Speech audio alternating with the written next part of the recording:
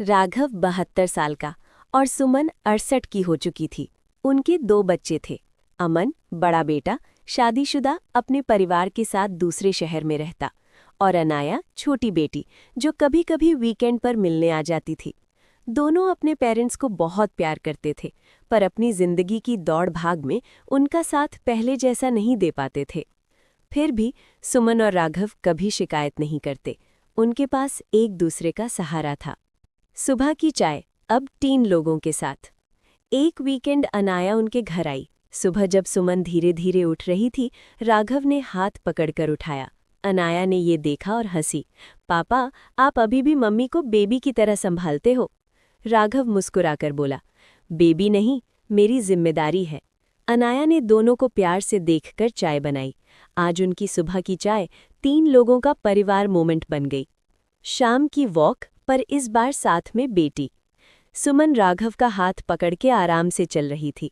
अनाया आगे चलकर किसी बच्चे की तरह भागकर पीछे आती। स्लो डाउन, आप दोनों मुझे ही थका दोगे। राघव हंसा, हमें स्लो चलना होता है, तुम ही तेज भाग रही हो। सुमन ने क्वाइटली सोचा, बच्चे बड़े हो जाते हैं, पर पेरेंट्स की उंगली कभी छोड़ती नहीं। अमन का सरप्राइज विजिट। एक दिन अचानक अमन आया, साथ अपने दोनों बच्चों के, यानी सुमन और राघव के पोता पोती। दोनों बच्चे राघव से चिपक गए। दादू, स्टोरी सुनाओ। और सुमन के पास आकर बोले, दादी, हमारे बाल बना दो। घर की खामोशी एक बार में फिर से हंसियों से भर गई। अमन मम्मी के पास बैठकर बोला, मम्मी, आप लोग अकेला महसूस तो नहीं करते? सुमन ने उसके हाथ पर हाथ रखकर कहा, नहीं बेटा, तुम लोग हो, और तुम्हारे पापा का सहारा तो जिंदगी भर का है। राघव दूर से सुनकर बोल दिया, और तुम दोनों हमारा गर्व हो। अमन की आंखें भर गई। कोई गिल्ट नहीं, सिर्फ ग्रैटिट्यूड। बारिश की शाम, पूरा परिवार एक साथ। एक बार वीकेंड पर सब लोग एक साथ थे।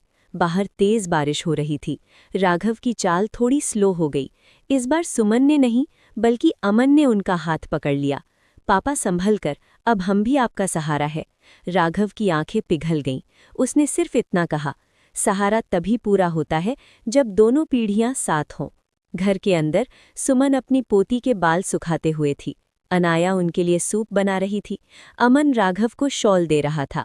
उस शाम सुमन ने धीरे से कहा, राघव, बुढ़ापे का सहारा सिर्फ पति पत्नी नहीं, बच्चे भी होते हैं, लेकिन असली सुकून तब आता है जब सब एक दूसरे का साथ दें।